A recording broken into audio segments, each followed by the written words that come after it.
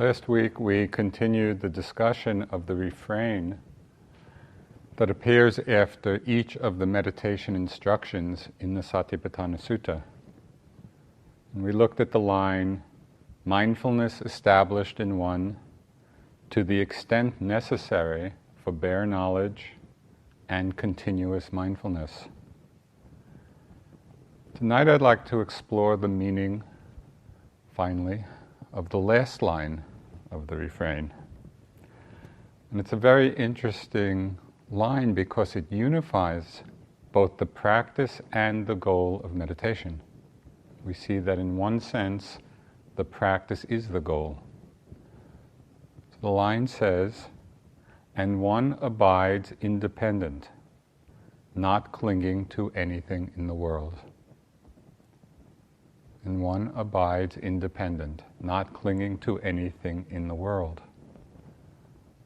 This line really encapsulates the entire spiritual path. Now, abiding independent refers to the mind not being dependent on any arising experience through either craving or through views. Craving or desire are the usual translations of the Pali word tanha. But it's also sometimes translated in another way, which for me has somewhat more power. That is, it's translated often as thirst, because thirst somehow suggests a more embodied urgency to this powerful state of mind. Craving or desire is not simply a mental activity when it's strong and when we are really feeling it as thirst. We see how it can consume our entire being. So the Buddha spoke of three kinds of thirst, three kinds of craving. We need to look carefully to see how they manifest, how they keep us in a continuous state of dependency, both in our practice and in our lives. So the first kind of thirst is probably the one we're most familiar with, and that is the thirst or desire for sense pleasures, having pleasant feelings at each of the 6 sense doors. And this thirst can arise in a wide range of intensities and frequencies. There can be the thirst of an obsessive passion which totally consumes our lives. When we become familiar with some of the world's great literature, much of it is a literature about this kind of consuming passion. Stretching all the way back to the Iliad of Homer, or King Lear, or Anna Karenina, or there are endless novels and works of literature that are talking about both the passion and the consequences of it. Begin to see how individuals and sometimes entire nations come under this sway of this overwhelming thirst or desire. We can often see it playing out in national politics. It's this force in the mind with tremendous consequences for people. We can see it in crimes of passion, which we read about in newspapers. And sometimes it's quite amazing, the stories of people killing their spouses or even their children out of the desire to be with someone they desire. The force can be so strong. There's the thirst of more ordinary, although equally strong, addictive cravings. The cravings for food, for alcohol, for sex, for drugs, for success, for power, for wealth. This is a thirst in the mind. There was a advertisement some years ago, I think it was actually for some cigarette, and it showed this very beautiful couple, in front of all the kind of pleasures of life, all the things. And the caption in the ad was, "I don't let anything stand in the way of my pleasure." And that's the force, that's this force or craving in the mind. We don't let anything stand in the way of our pleasure. Or in meditation, lest you think that this force has been banished from the forest refuge. We get caught up in repetitive fantasies, about many things, even though we know that, at least in this context, they're dead ends. They're not going anyplace. At least not here. Or they might simply be the thoughts, the passing thoughts of wanting.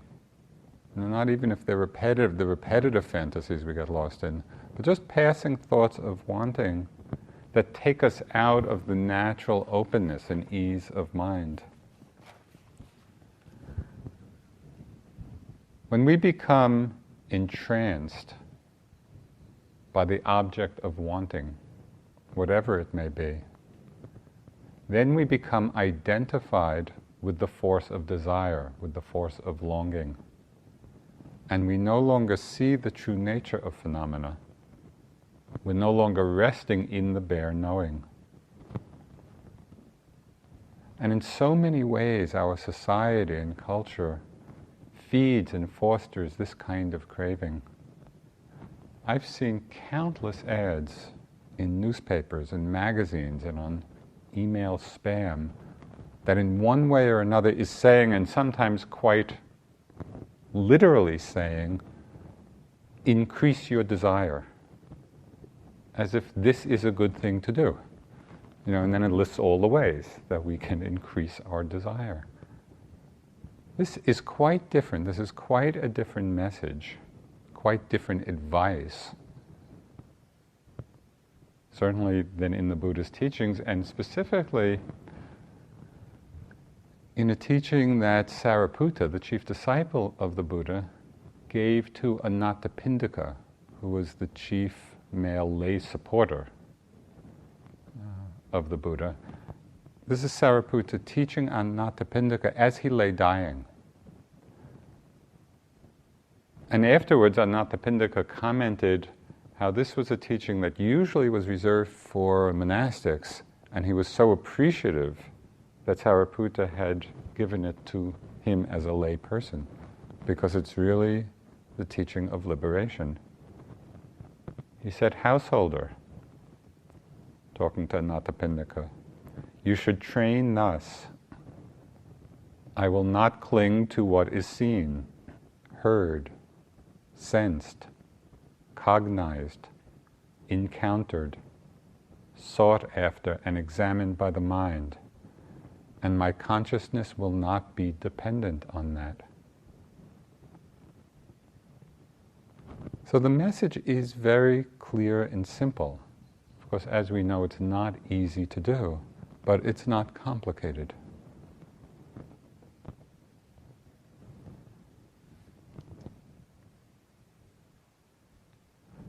We might also see desire to hold on to meditative states. And I think this comes up quite frequently in the course of our practice. Either holding on to a state of peace or calm or concentration that may have arisen. We hold on to it in some way, cling to it, or we long for one that we have experienced and has passed away, longing for it to come back. It's another kind of craving, another aspect of this thirst. Sometimes we see the depth and intensity of craving in the very smallest things. And for me, it's in these small things that illuminate the power of this conditioning within us. I remember once in particular, although it's happened many times, but once on retreat, I was just sitting and walking, and during a walking time, I just had the thought, oh, I'd like a cup of tea. And I just noted it, and the thought went away.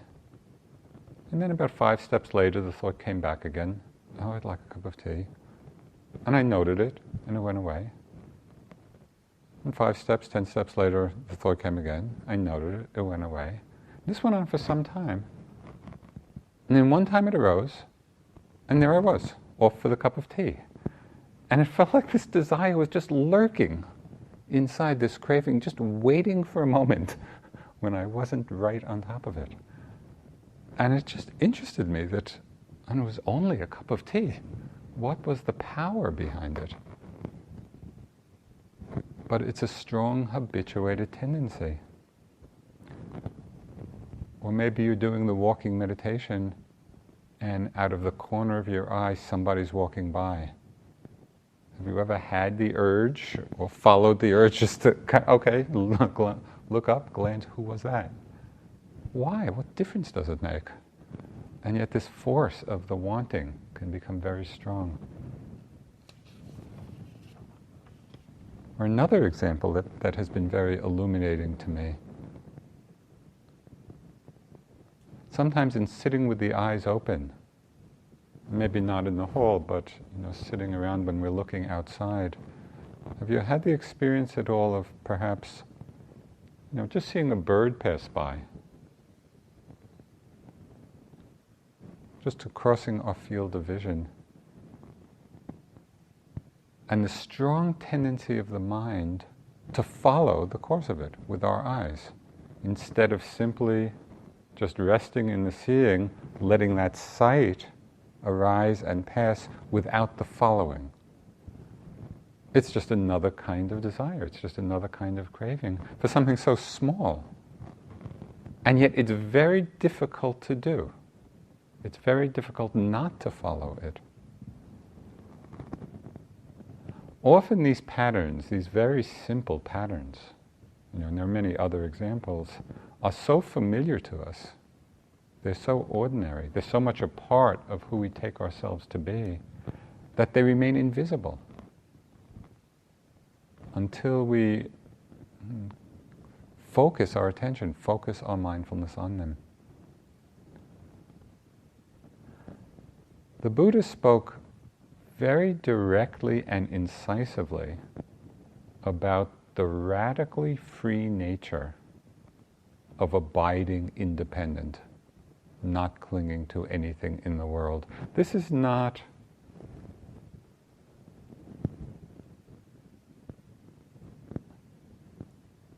what to say. It's not a half-hearted measure. This is a radical break with how we usually are. So this is what he said.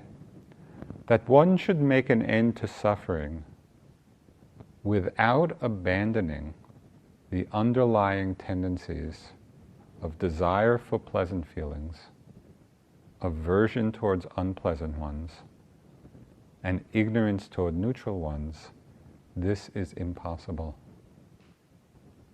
That one should make an end to suffering by abandoning these tendencies, this is possible.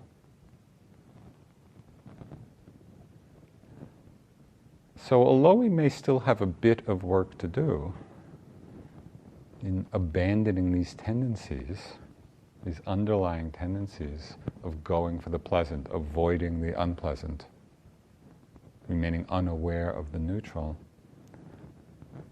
it's still possible to make this radical shift of relationship in any single moment. In any moment it's possible. And there's a little Vipassana mantra which I use, which is a reminder that it's possible in any moment. And the mantra is, it doesn't matter to what we don't cling. Which means that we don't have to wait for some future realization. We don't have to wait for some future concentrated mind state. We don't have to wait for some future special experience not to cling. We can actually not cling now with whatever is arising, with whatever is happening. This is our practice now, not in the future. So this is the first kind of thirst, the first kind of craving that keeps us dependent. It's the thirst for all of these different manifestations of craving for sense pleasure. The second kind of craving actually goes deeper. And that is the thirst that there is in the mind for continued existence. So this gets very primal. You know, in Buddhist cultures, it often takes the form, popularly, of desire for rebirth in the Deva realms. You know, it's continued existence, but in a particularly nice place. But I think there's a much more immediate experience of this thirst for continued existence that we can see very clearly in our own meditation practice. And that is the desire and clinging to this unfolding process itself. Have you noticed how often the mind leans into the next moment of experience, as if somehow the next breath, or the next sensation, or the next moment will resolve everything for us, that the next moment will bring us to completion instead of this one? This sense, and it's really an energetic leaning into the next moment, the sense of being pulled forward into the next moment of existence is what the Buddha called the process of becoming.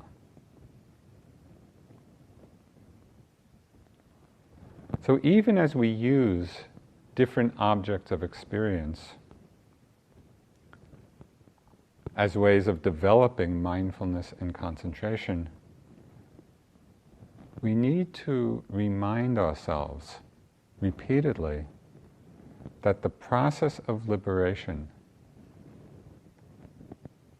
is about not holding on rather than about getting.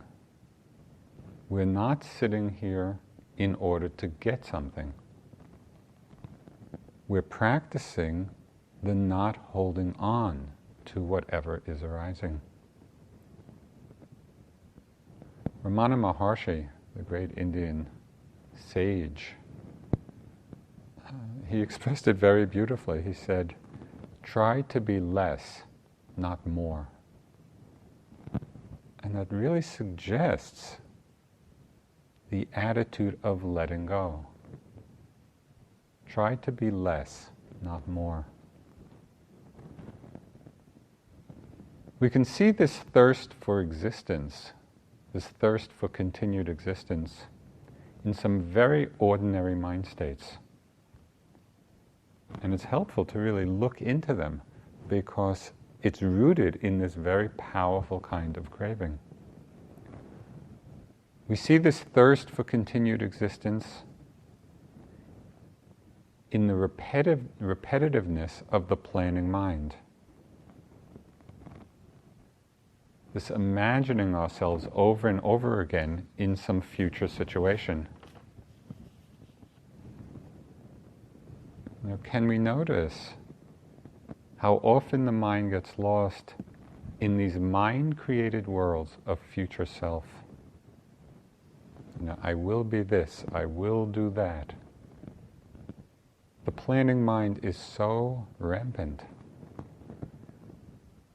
But really, it's the ultimate form of cloning.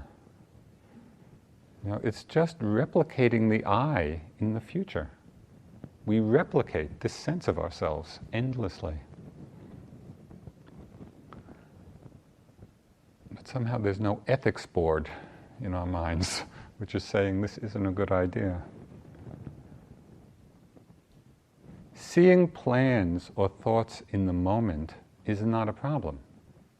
Planning is a fine thing to do when it's necessary to do. But when we get caught up in it, when we get lost in it, then it simply strengthens this sense, this process of becoming.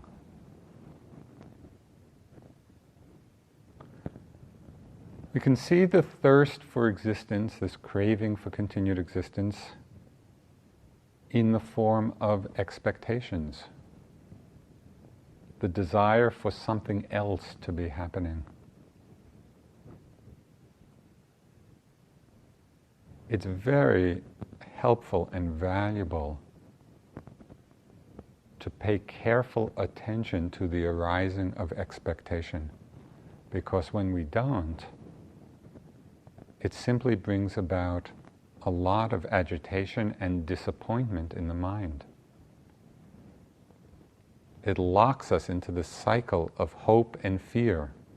Hope that something will happen, fear that it won't happen. Expectation takes us out of being in the moment, and it is a setup for suffering. On my last retreat here, I sat for a month in February. And I came in the last day of the retreat, the last morning, to the early morning sitting, where we do the metta chant at the end. And during that whole month, I was coming into that sitting and had really gotten into the beauty of doing the metta chant, and we would be doing it at that time just as the sun was coming up out of these east windows. And it was such an exquisite moment. So this is the last day of the month retreat.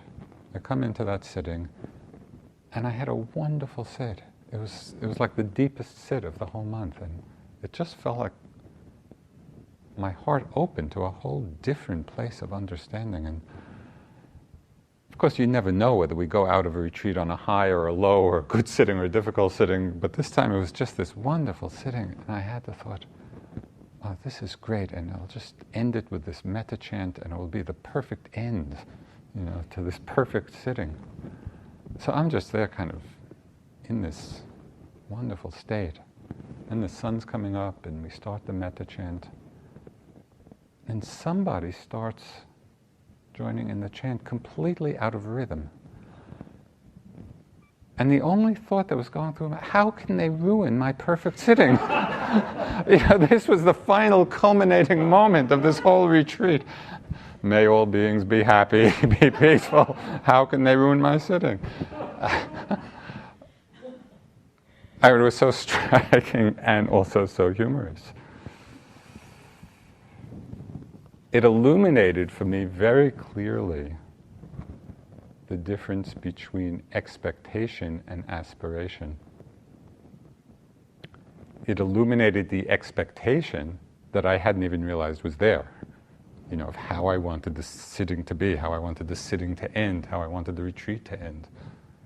And of course, when it didn't quite work out that way, it created, at least momentarily, that agitation.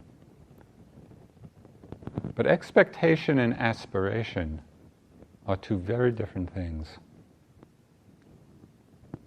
Because we can practice opening to each moment of this unfolding process without leaning into the next moment, without expectation. So we're in the moment without expectation, yet still be holding it with a powerful aspiration for the goal of freedom, the goal of not holding on, the goal of letting go.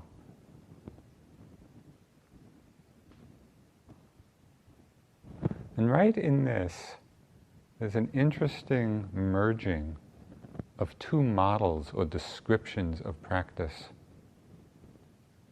One model is that which many of you are familiar with, of working through progressively the stages of insight, progress of insight model, right up to the final goal of Nibbana. And the other model of practice is that of understanding that the nature of the mind is already pure and complete, and that we simply need to abide in this empty, open awareness. Now, what I found through practicing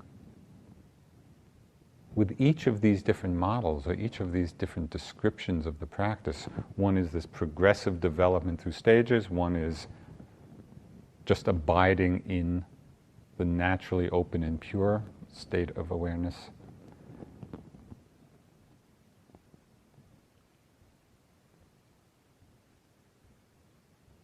What I found is that the stage model ends up simply resting in awareness. That's what happens as we progress through the stages. And in the model of pure awareness, what I found was that the mind-body, simply resting in the awareness, the mind-body goes through all the experiences of the stages of insight. And so rather than see them as two different things, they're simply different ways of describing the same process. And we can use each of these descriptions,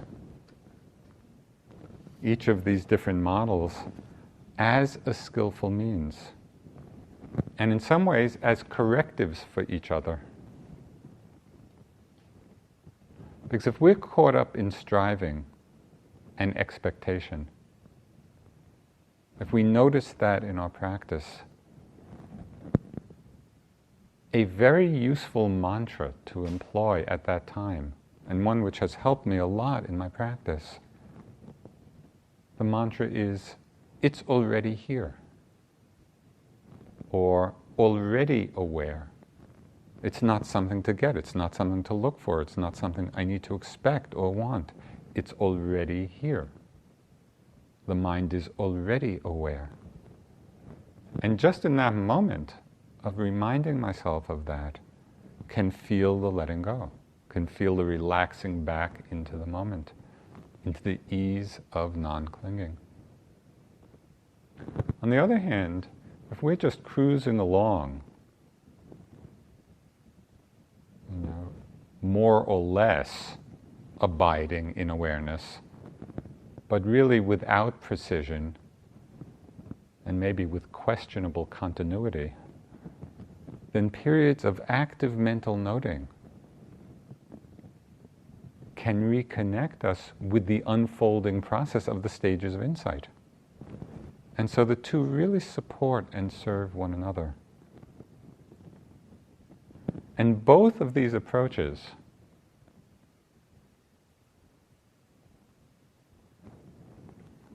are really skillful means for accomplishing the Buddha's advice when he said, not reviving the past, not hoping to be in the future, instead with insight, see each arising state,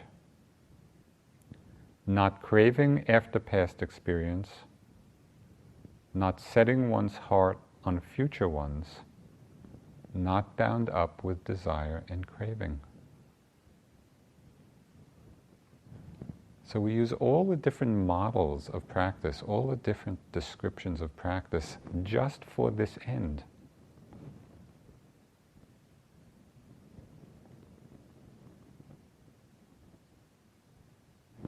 It's such simple advice.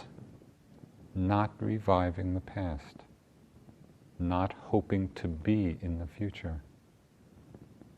See each arising state, not craving after past experience, not setting one's heart on future ones, even meditative ones, not bound up with desire and craving. The mind free of craving, free of this thirst for existence, thirst for becoming, free of even the desire for the next moment, disengages the gears of attachment, the gears of clinging, of wanting to become anything. Buddhadasa, who was one of the great Thai masters of the last century, he summed this up beautifully, and it became a useful mantra for me in my practice. He said, nothing to do, nothing to be, nothing to have. Nothing to do, nothing to be, nothing to have. We can experience this mind of no craving as a great relief from this thirst for becoming that really has been driving us throughout samsara. It's this thirst which has kept us going and which keeps us going. A thirst for becoming, for wanting to be.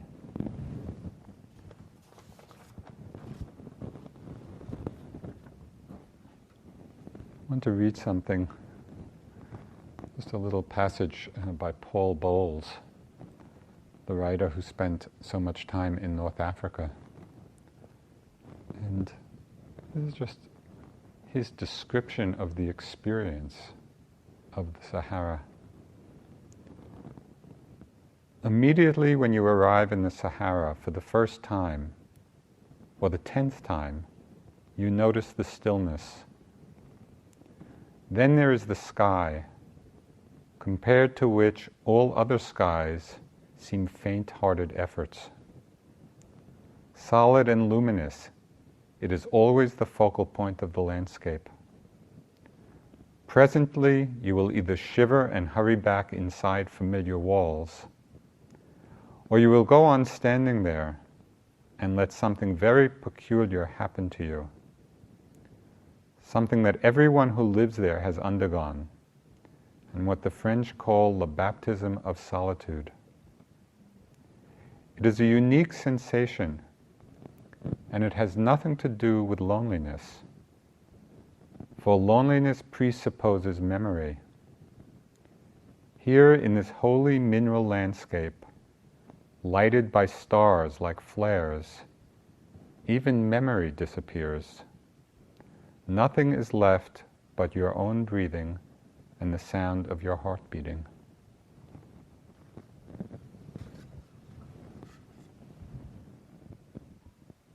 So in some way, I think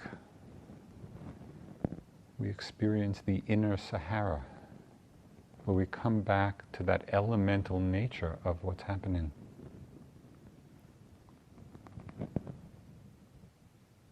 So there's dependency in this world through the craving for sense pleasures, through the thirst or craving for continued existence. The dependency is also created by the third kind of craving, which is the thirst for non-existence. Somehow the sense that things are so bad, if only I could not be. Maybe they experience this craving for non-existence to some extent, in some difficult sittings. If only it could not be, I could not be, or in difficult life situations.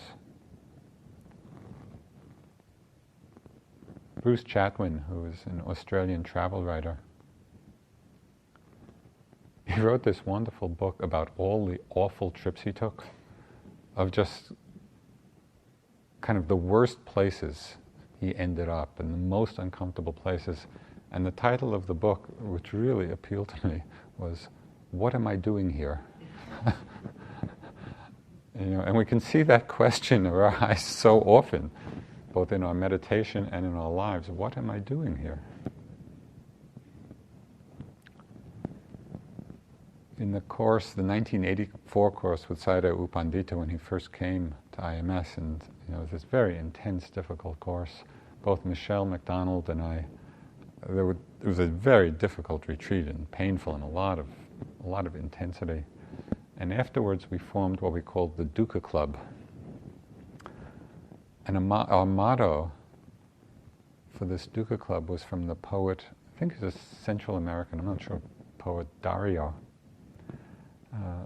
He has a line from one of his poems oh, to be a stone with no feeling at all. Because that was the sense of this dukkha club. It's just too bad. You know? How can we not be here? But the problem with this, and here's where the subtlety of this kind of craving comes in, is that this kind of thirst for non-existence nourishes and is nourished by the view of self. That there's someone there not to be around. That there's a someone not to be reborn. That there's a someone who dies. It's all sustaining and nourishing this view of self. So a particular care is needed, not only in the kind of ordinary times of desire for non-existence, but it's particularly important to understand this in those meditative states, and often they come as the practice deepens, where we feel intensely the dukkha of conditioned existence. I mean, this is part of our growing insight, where there's a strong desire for liberation because we are feeling the dukkha so immediately. There's one stage of insight called the urge for deliverance. So at that time in our practice, when we're feeling this so intensely, we need to be mindful of this desire and urge as another arising experience, even as it's doing its work of freeing us from attachment. So it's a powerful experience to have, and yet we don't want to identify with it and create this sense of self, as if there's a self that will be liberated. This is the more subtle kind of thirst for non-existence.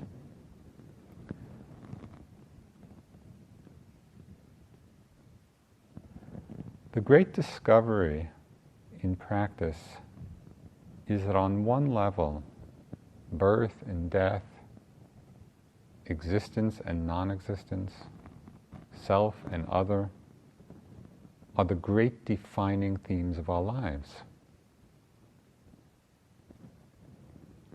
And on another level, we can see that all of it is just a display of empty appearances. Nothing is really going on at all. So this points to the other aspect, the second aspect of abiding independently, not clinging to anything in the world. We've talked about not being dependent through craving, through the three types of craving: for sense pleasures, for continued existence, for non-existence. The second aspect is not being dependent through views.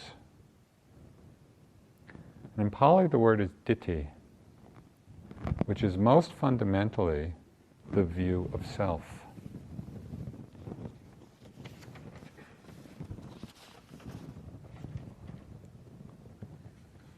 In our normal mode of perception, usually when we see or hear or smell or taste something, feel something in the body or cognize things through the mind, there immediately arises this felt sense of I, of mine. I'm seeing, I'm hearing, I'm feeling, I'm thinking. And then we further elaborate, I'm meditating. And then we further elaborate, I'm a good meditator or I'm a bad meditator. And we further elaborate, I'm a good person or I'm a bad person. And we create this whole superstructure of self on top of momentary changing conditions. This is dependence through view, where we are identifying with what's arising and creating this felt sense of I. In one short and powerfully liberating teaching, the Buddha pointed out the way to freedom from this dependence through the views of self. And it has to do with, well, the teaching happened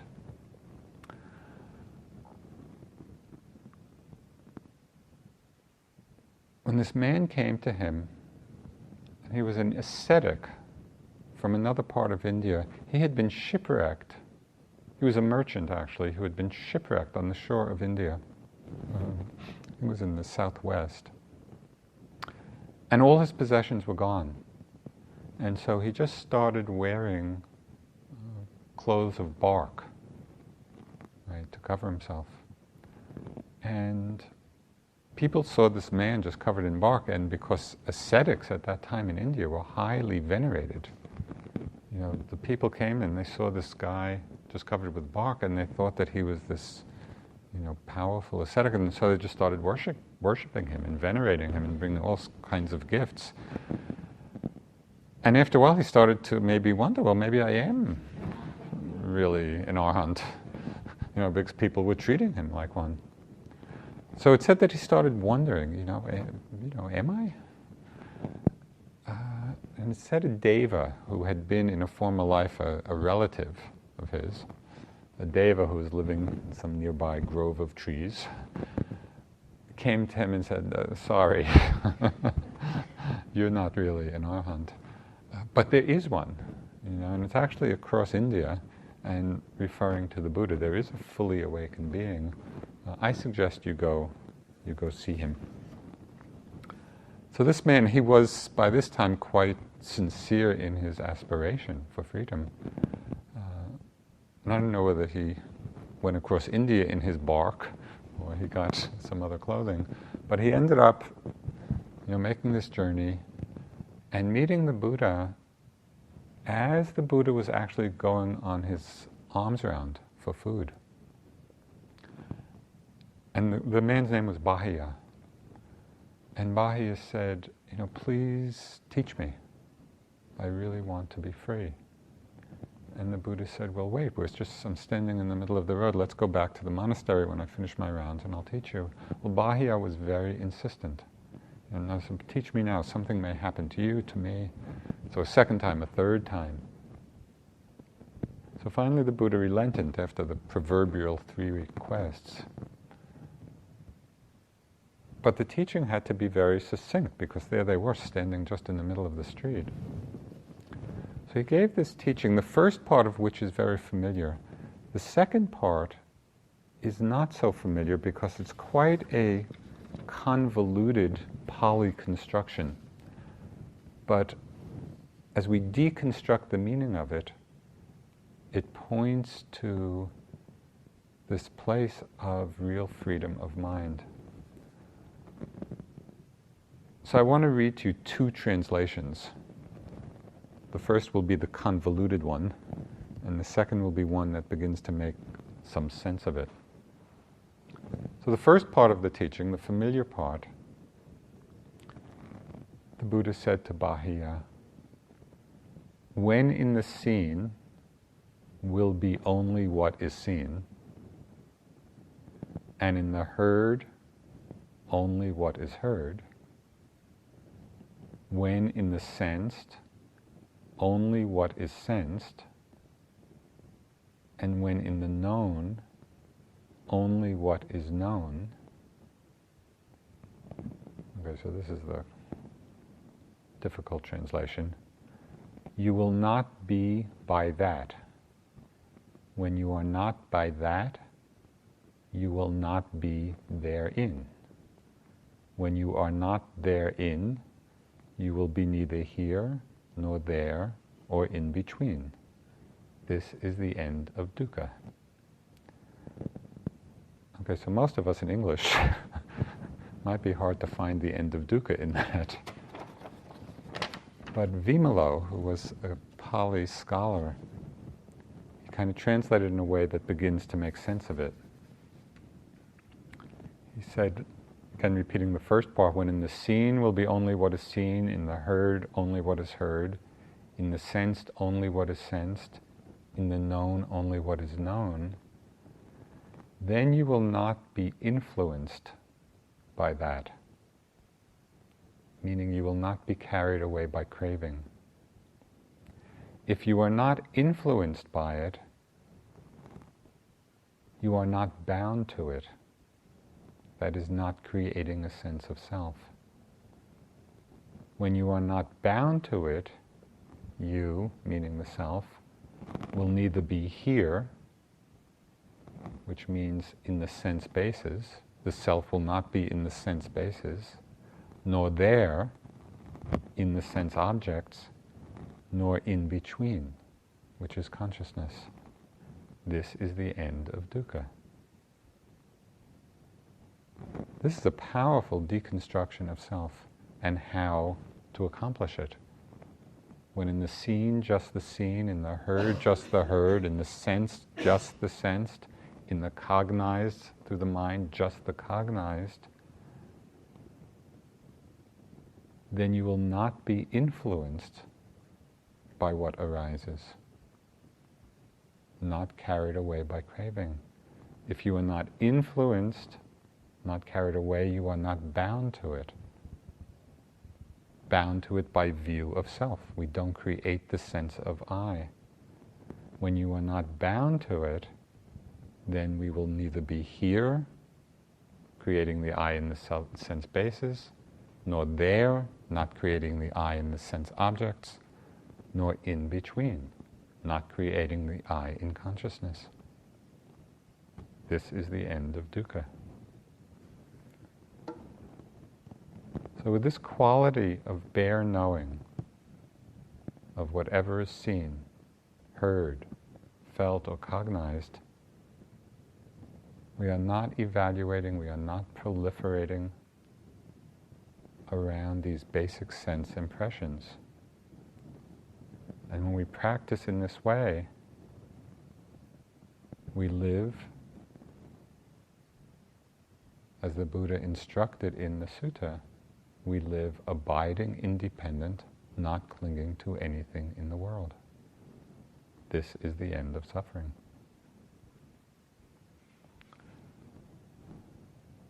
So let's sit for a few minutes.